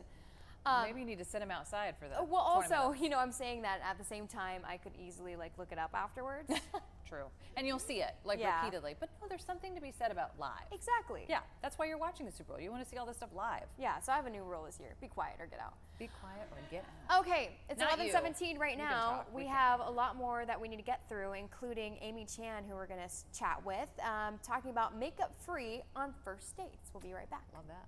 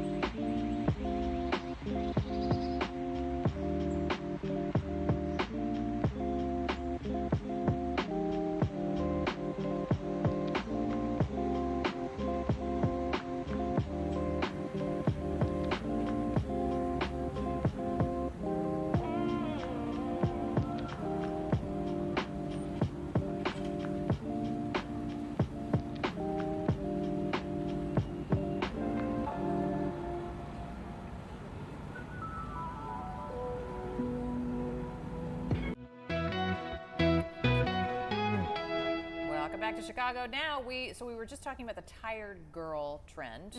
Now we're talking about going makeup free on the first dates, which is also kind of what I was talking about, you know, I hate to say back in my day. You know, I'm not 80, but you know, I'm almost 40, and there was this real desire, or I don't know, need to really feel put together. And now there's this trend of not even really wearing makeup on first dates, which is it's just natural beauty, right? Like you see what you get, right? Our next guest, Amy Chan. She's the scientific Carrie Bradshaw. Hi, Amy. How are you? You're also you have a best-selling book, Breakup Boot Camp: The Science of Rewiring Your Heart. Welcome, Amy. Hi, thanks for having me. Thanks for coming on again. Okay, so let's talk about this TikTok trend of showing up to a first date without makeup. Why do you think so many people are choosing to, you know, ditch the mascara, foundation, save some time, and just be themselves right out of the gate? Yeah, so the kids these days, it's the no makeup first date trend that is going viral all over TikTok. And the reason why people are standing behind this is because they are sick of performing femininity. They want to show up as their natural selves. And the idea for some of these people are, you show up natural, barefaced, and then if the date goes well, they treat you well, then in subsequent dates, they earn your glam. So you kind of add more makeup and you add more glam as the relationship and the connection progresses. So Amy, what ages are we talking? Are we talking high school, college, young adult, older adult? Yeah, we're talking high school all the way up to like early 30s. Early 30s. Okay. Yeah. And should you feel insecure if you don't look like that supermodel that we just had in? I don't know if you saw it come up, but this beautiful young gal who has probably flawless skin. You don't have to have flawless skin and, you know, look like her to be able to do this, right? Yeah, and I think this is part of what this whole no makeup first date trend is about. It is about this kind of pressure that people feel because they're fed all these filtered images or AI images of these perfect looking people, and it's unrealistic, and it is a lot of pressure and expectation to live up to. And so yeah, what people are trying to do is reclaim their authenticity, show up to be more vulnerable, and see if someone likes them for who they really are, without all the glam, without the filters and the performance. So do we know how the trend is paying off? Do we know how the other half, is reacting to this? So I can only say with my own clients, I have both female and male clients. And I have to say, so some of my male clients have told, we've discussed this whole no makeup trend, and they all say to me, like, I don't like it when someone's wearing so much makeup and there's like cover up everywhere. Like, I actually enjoy this whole like being very natural. But here's the ironic thing, because there's also the other trend, which is the no makeup look, which requires you spending a ton on skincare and lasers to make your skin look flawless, so that you look like you're not wearing makeup, but you are wearing makeup. So it's all a little bit contradictory. But we're not back to the days. Have you been, I don't know if you could listen to what we were talking about, but I'm almost 40, and I remember back in the day, even in high school, just high school. I mean, it's not like I was looking for, I was just trying to go to school, right? But I felt like I had to be really put together. And that's not really the case anymore, is it? I totally agree, and I was doing the same thing, like tanning beds, false lashes, even updos. and I think we're moving to a different kind of culture now, where yes, there's all of this stuff on social media that really promotes beauty and looking perfect, but I think also there's a push for building confidence from within, the glow up from within, building that foundation and believing in your own self-worth, so that you're not looking externally for validation. You talked about some of your clients and how you're able to kind of get their reaction to maybe being put in the situation where the person they're meeting is not wearing makeup. But beyond that, do you feel like this makeup-free first date trend kind of mirrors something that you've seen in your clients? Maybe you mentioned it, a desire to feel accepted, without having to really prove yourself and make yourself look so nice from the outside? Yeah, I think that there is, I think there's a lot of people who feel a pressure of having to look a certain way or fit in a certain type or a box, and it's not working for them. They're doing the dating apps, they're showing up, they're glamming up, but they are not getting into relationships that are fulfilling. So they're like, okay, well, that strategy isn't working. What can I do now? And maybe that means going more natural, showing up as more of my vulnerable self, because sometimes our makeup can also act as an armor. So I don't think it's just about how much blush or lipstick that you're wearing. It's almost symbolic of something else, which is I want to be more vulnerable. I want to show up and be more authentically myself and see if this person likes me for me. Let's talk about the confidence part of it, right? Because you have to be confident to not wear the makeup, right? Is it hard for some of your clients? Do you suggest this? Do you suggest trying it? I don't really suggest using tactics to try to earn someone's attraction. Whether that is putting a bunch of makeup on or not using makeup as a strategy to get them to like you.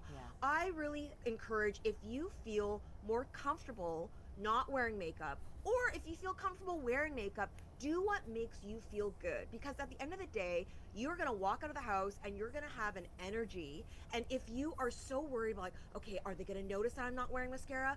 That's gonna get you in your head, and that's gonna impact the date. So it's really more about how do you feel versus what do other people want and expect from me. What do you think these kind of, we just talked about the tired girl trend too. The tired girl, the no makeup first dates, what does that tell our younger generations that are watching this?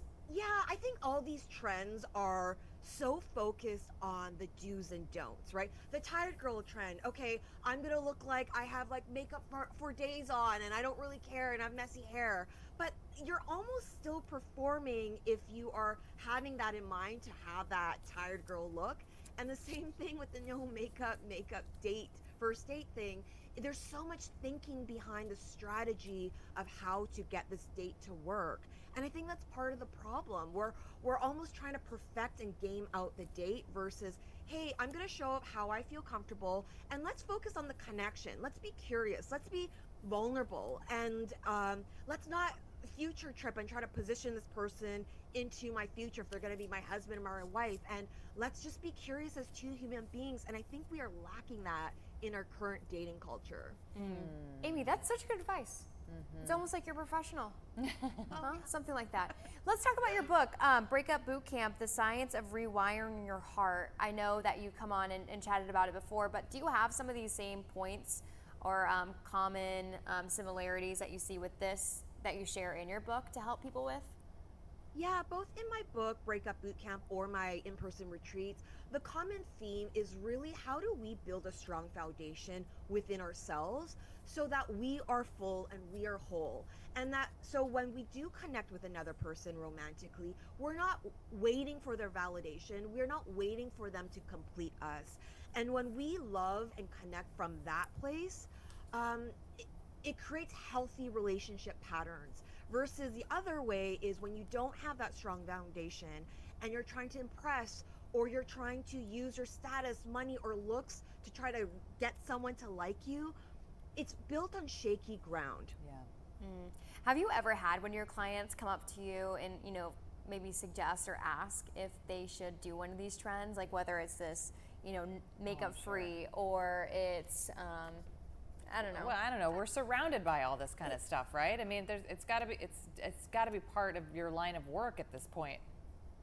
Definitely. So there's various questions from a woman asking, okay, on a first date, is it okay if I wear this? If it's too revealing, is that bad? Is it showing the wrong signs? There is a lot of thought into what they're wearing, how they're presenting themselves, because they're like, this is my first shot, and if I like this person, I don't want to mess it up. So yeah, a lot of people are asking for advice on these things. What do you tell people to listen to the TikTok trends? No, no. I don't. Thank you. It's too much. What makes a great viral clip doesn't necessarily translate to these human-to-human interactions with people. Right. No and kidding. I think from everything, it sounds like we got to love ourselves before we can love someone else, right? Like it's just the tried and true. This is, you know, if you're not confident and you know who you are, then it's going to be really hard to let somebody else in. If you don't know what's going on here, then, you know, it's just going to be hard to make that relationship. It's that age-old advice that we've been hearing over and over again, and it's true. And I think for some people, it's very hard to be like, okay, love yourself. Well, how does that look like? Yeah. How do I break that down? And I think that the very first part is looking at some of your quirks, or maybe the parts of yourself that you think are flawed, and really loving that as part of your personality and your charm. And not everyone's gonna love it. You're not trying to attract the masses, but the right person for you is going to love that part of you that you thought was flawed. Amy, okay, quick question for you. If people want to learn more and either read your book or maybe even go to your breakup boot camp. There's actual boot camps that I can There's go to? actual in-person boot camps that you can go to. That's cool. Where can they find more information? Okay, so on Instagram, I'm at Miss Amy Chan, and you can come to my breakup boot camp. Just go to renewbreakupbootcamp.com. And yes, there's an in-person retreat, 4 days in nature. It's happening in November at Hemlock Neversink in upstate New York. And we teach you how to rewire patterns and really build that foundation of self-worth from within so you can have healthier relationships in the future. Perfect. So Sounds like a great service. Yeah. All right, well, thanks so much for talking to us today. We appreciate it.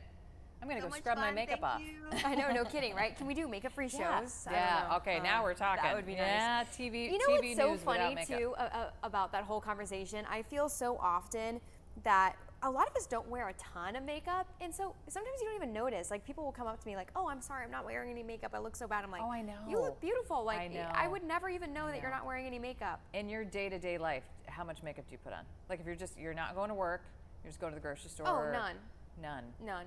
I put on a little eyebrow gel because these guys get a little unruly, but That's not makeup. We don't count that as makeup. and a little bit of sunscreen, and I'm I'm out the door. the same way. I mean, I don't have time for it. I think also because we're kind of forced to wear it for work, right? No one forces us, but you know, we know that we need to. There's, you know, you should see the amount of lights that are on us, right? And the cameras are they're HD and whatever. So you feel like you have to. So in your day-to-day life, you're like, no, I don't want to go through the trouble.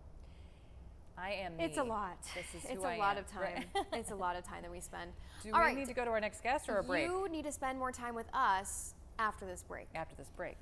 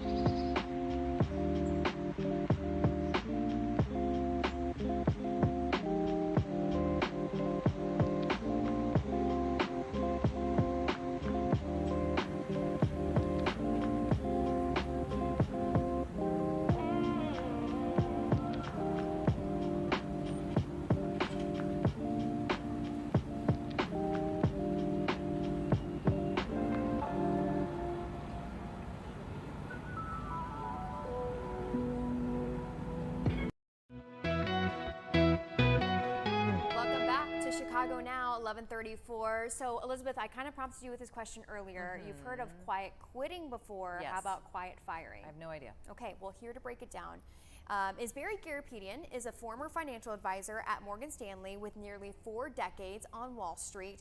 And now he's a founder of Mag 7 Consulting, where he coaches young professionals through navigating their careers. Barry, thank you so much for joining us. Hi, Barry. It is great to be here, ladies. How are you? Very good. We're curious to know, I guess from your experience, what is quiet firing? Well, it's the things that are invisible that are done with body language and all kinds of things in a corporate structure. Meetings, but more importantly, there's a way to get around all of that. And it starts with a mindset of being relentlessly useful. And in other words, be that person that has the attitude of doing a whole bunch of things. And it's something that is not necessarily natural in the bureaucratic world, but I'm finding that if you have that mindset to be extremely value creating, good things will happen. And there's specific things I can share with you on what that means and how we do it. Go for it, share away. Well, first things first is I like well, first of all, 99% of what you want to look at is find people who are absolutely the 1%ers, who are actually doing the work amazingly. Those are the folks that you want to focus on. So with that being said, what else can you be doing that's different than what they're doing? So I call these things lightning strikes, creating intentional acts of service where you're exceeding expectations. And what does that mean?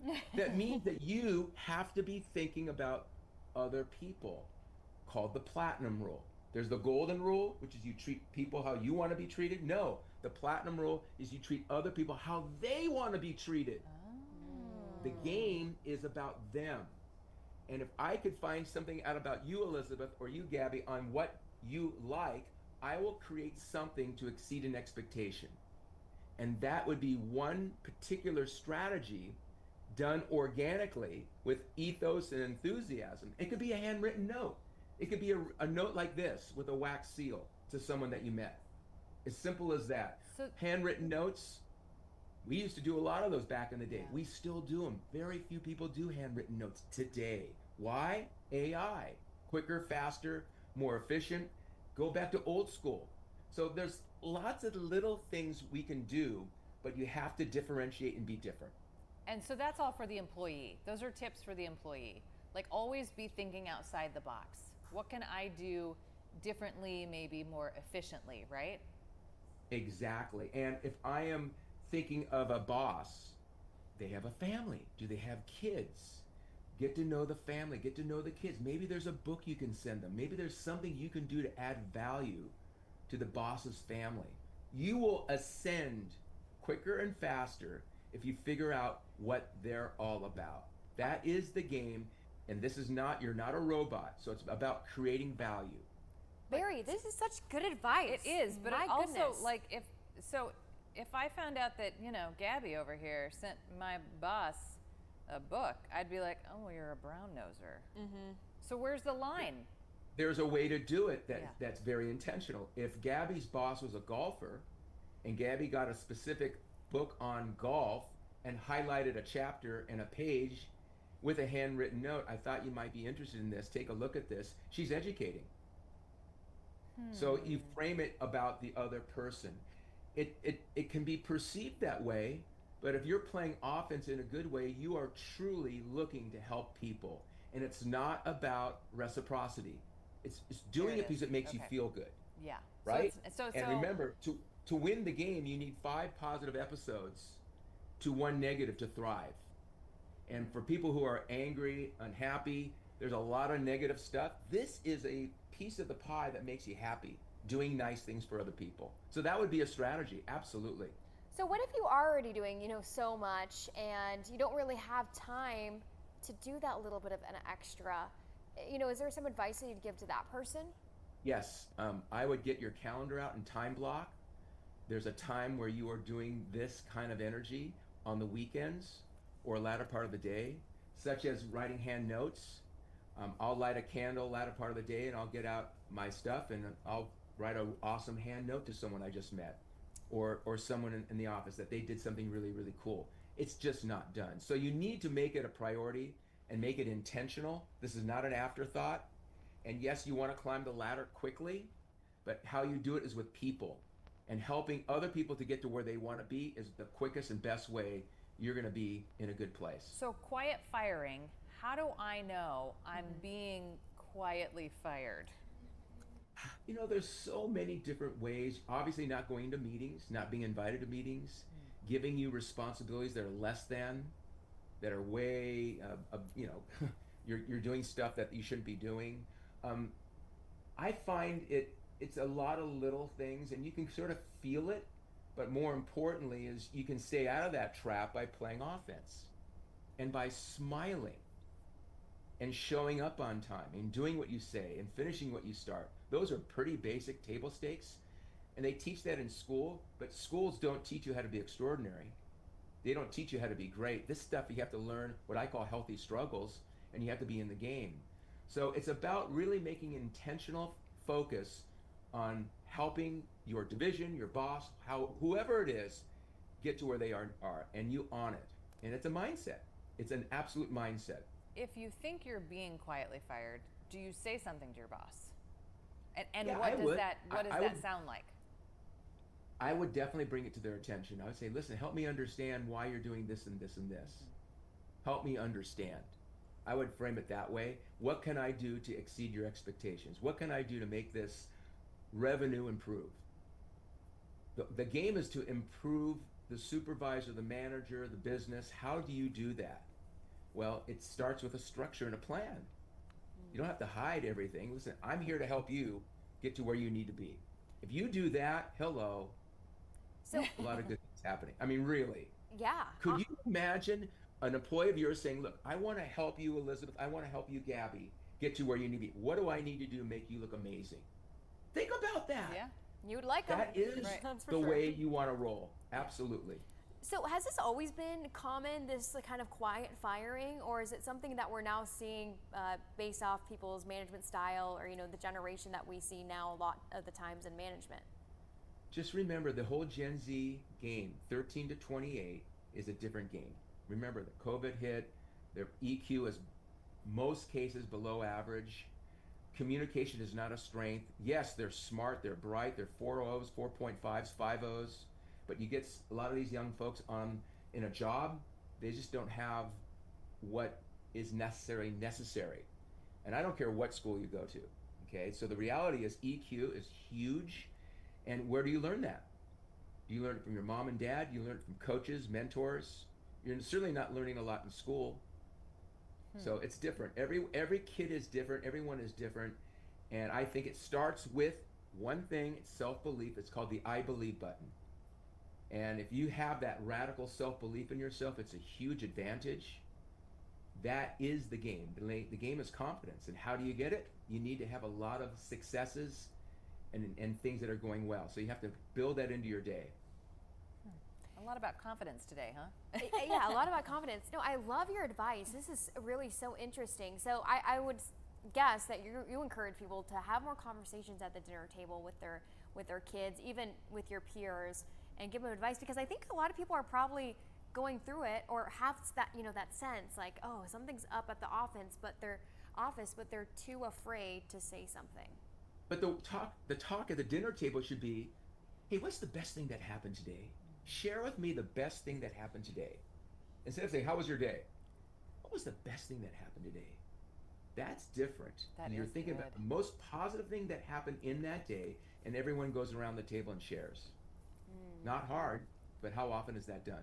Barry, I've got 3 kids, and I think I might have to start doing this, because you say, how was your day? And why do we always focus on, I almost, I don't know, I forgot the eggs, or, I was late to work, or why do we always focus on that part of it? So that's great. I'm going to use that. I'm going to go home tonight. I'm going to ask my first grader. All of that, I'll share this last comment. Practice going first. For any employee, be the first to say good morning. Be the first to say good afternoon. Be the first person to run over and keep that elevator door open, or get in the elevator and ask what floor, please. It demonstrates confidence. It demonstrates leadership. It's the white belt version of just being the best person you can be. It's so simple, but watch how many people actually do that. Okay, Barry, I've learned so much from you. Barry Garabedian is the president and CEO of Mag 7 Consulting. Remember that, everyone. We will have you back on the show. Thank you for joining us. Thanks, Barry. My pleasure. Thank you all very much for what you guys do. Okay. Next, we are talking pizza. Yes. Woohoo! And I'm That's ready all for we have to say. That's it. That's pizza. it. Pizza. We'll be right back. Pizza, pizza, pizza.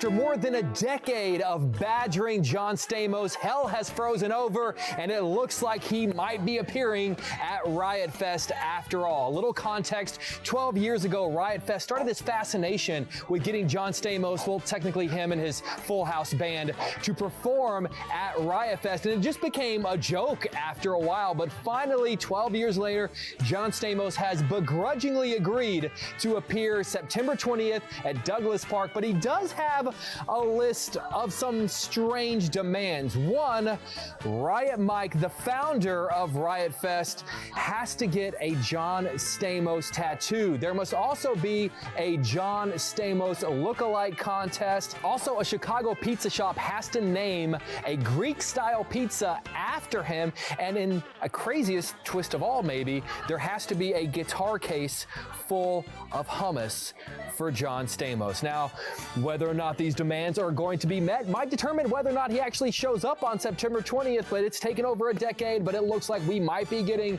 John Stamos playing drummer for Beach Boys at Riot Fest this year. Are we getting punked? Is this real life? I don't know, but I can't wait till September 20th. I know. Okay, does this pizza not look absolutely incredible? It looks delicious. I'm losing my mind. It and smells so good. That bad boy is a Greek-style pizza. Oh if I yeah, ever saw one. it is. Okay, well, if you like Giordano's, you can thank one person that's in the studio with us right now.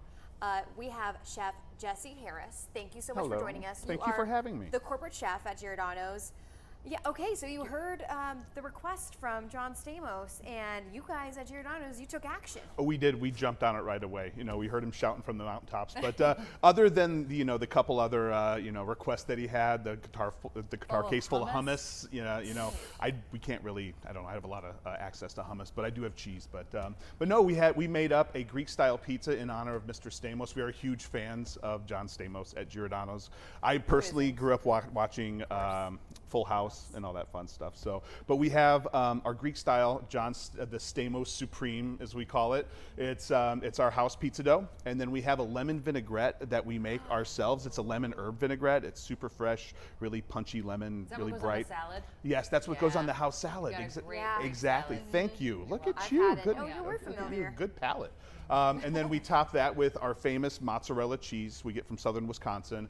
We mix that with some fresh spinach, some Parmesan cheese, and then we have some beautiful feta cheese that goes on top of that. And then we take some artichokes and marinate them with that same lemon vinaigrette. And I mean, how Greek can you get, right? So this wasn't on the menu. Actually, it was previously a specialty pizza that we had, and it was so popular we wanted to really, honor Mr. Stamos with one of our most popular pizzas. Bring it back to life. He did. It was one of those things that would show up on the menu for a little bit and then would kind of go. Yeah, we had it in a couple different forms, but it's a delicious pizza. It is. It's absolutely. It's a really bright flavored, big bright notes of flavor, minimal ingredients, but big punches of flavor on all of them. So. Just like John Stamos. Yeah. Just like John Stamos, exactly. Of handsomeness. So you're probably not the only pizza shop trying to do this, right? You know, I haven't really heard of too many other people trying it. Do you all talk to each other? We do to a certain extent, but there's a lot of little cloak and dagger going on when stuff like this happens. You know, the pizza world's very, it's very interesting. It's intense. So it is very intense. Very intense. A lot of back alley meetings after work and everything. Do you get really angry when you see someone from Lou Malnati's? You know, honestly, we've always kind of had a little bit of a competition through the years, but honestly, not. I mean, there's so much good pizza in Chicago. Person, you won't fight them? No. We might get into like a pepperoni sparring contest or something. On our show. Yeah. We could do that.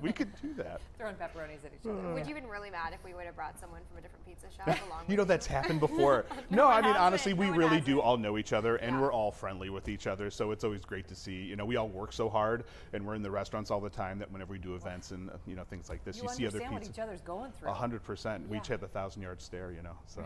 So this might be a silly question, but like the Stamos Supreme, has a Riot Fest now come to you and said, hey, this is going to be on site for John Stamos to try? We're going to have it there for him to try. Okay. And I mean, he's playing drums with the Beach Boys. I grew up with the Beach Boys. So cool. And so my dad is a huge Beach Boys fan. And so, I'm really excited. Are you often at Riot Fest? Does Giordano's have a? We haven't in the past, but personally myself, I've been to Riot Fest every year. I'm a big fan.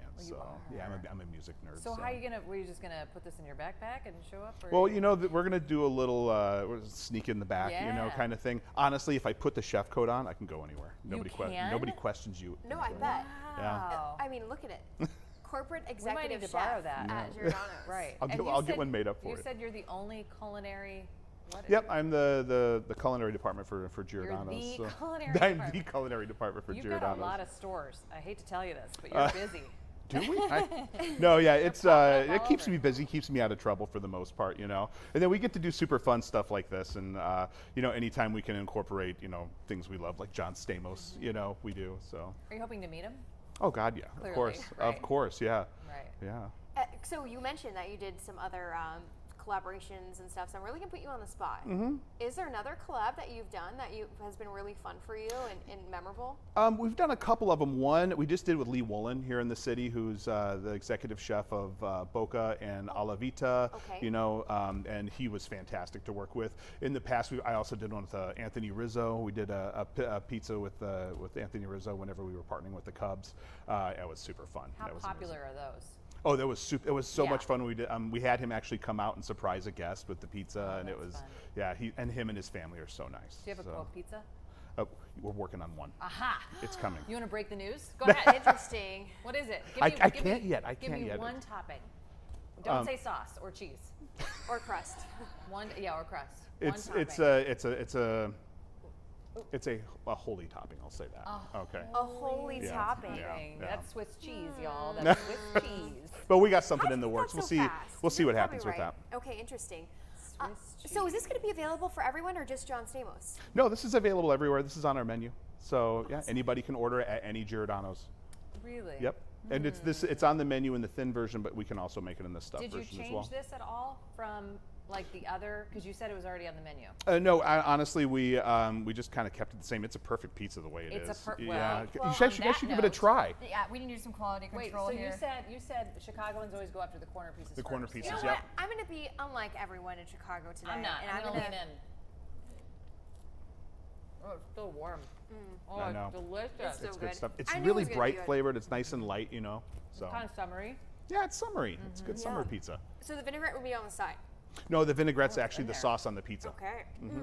And you get it a couple times. We marinate the artichokes with it, so you get a nice little bright punch of lemon. And how fast, when you saw the Stamos news, did you jump? I mean, we jumped on it immediately. Yeah, immediately. Our marketing department is unbelievably fantastic, and so they have their ears to the world whenever this stuff pops up. Oh gosh, yes, you have to.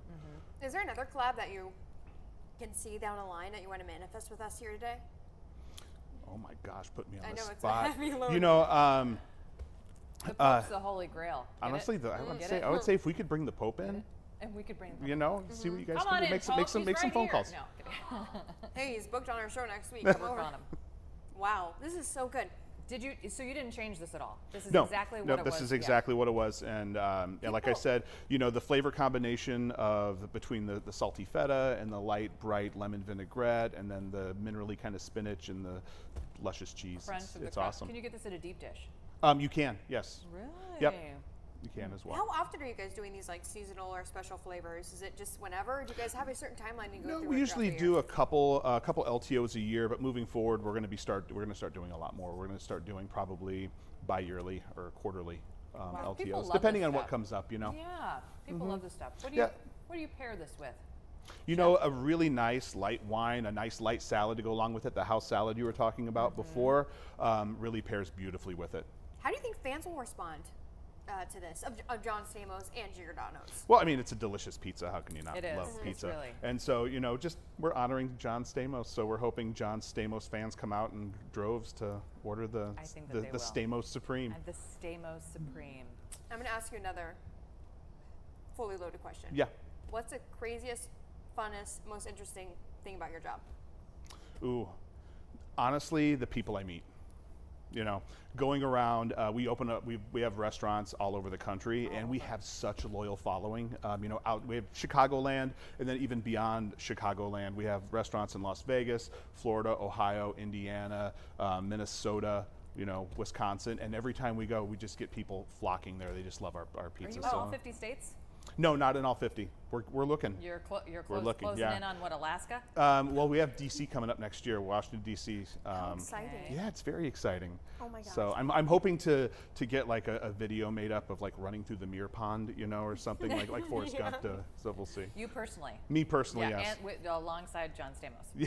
Yeah. What is it about Greek food in Chicago? I mean, it's just such a, you know, there's so many great Greek restaurants. People love. I mean, I'm not Greek, but I love the food. Yeah, no, you know, our previous CEO was Greek as well, and so there's a very heavy Greek contingency within the restaurant population in Chicago, and it really comes through in the food. And Greek food is so, you know, it's so fresh and bright and amazing. It's so ingredient focused that, you know, it's really all about getting all the ingredients at their peak freshness and making it just shine by itself. It just feels light and fresh, but I could eat that whole pizza. In general, I just went in for a second piece. I went for my second quarter piece. We brought some extra for you guys. So. Oh my gosh. Well, Jesse, thank you so much for joining us. Thank you for having us. This is so much fun. Yeah. So good luck, because you don't know is he going to pick which pizza? You know, I'm not. We're kind of throwing this. We're throwing this out there. Competition at this point, Elizabeth. I know. That's what I'm saying. Now she's hired. All I got to do is just get this in front of him, and we'll be fine. So. Right. Okay. Perfect. With the coat, don't forget the coat. Because if you forget the coat, you're just gonna be another crazy fan. You're trying to give him a pizza. Exactly. I would say something, but your mouth is full. My mouth is full. All right, it's 11:57. Thanks so much. We appreciate it. Thank you for having me. All right, I appreciate stay with us. it. We'll be back after this.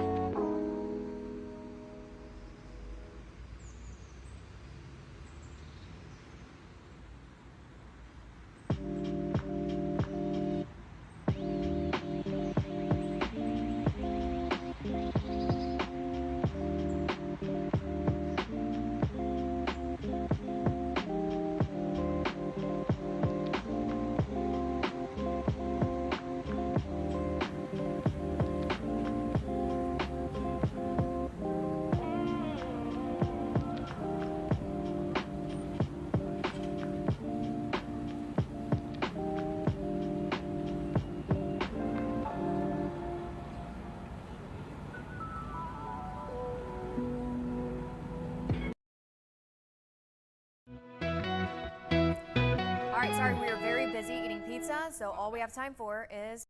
Live from Chicago, this is Fox 32 News at Noon. Next at noon, it is back to class for thousands of CPS students. We're going to take you inside the first day of school coming up next. And Ukraine's president is set to meet with President Trump at the White House today. What's on the line for a possible peace deal? And we could see more rain showers and even thunderstorms in the area later today. Good afternoon, everyone. Thanks for joining us today. I'm Sylvia Perez. Happy Monday to you. I'm Brian Jackson.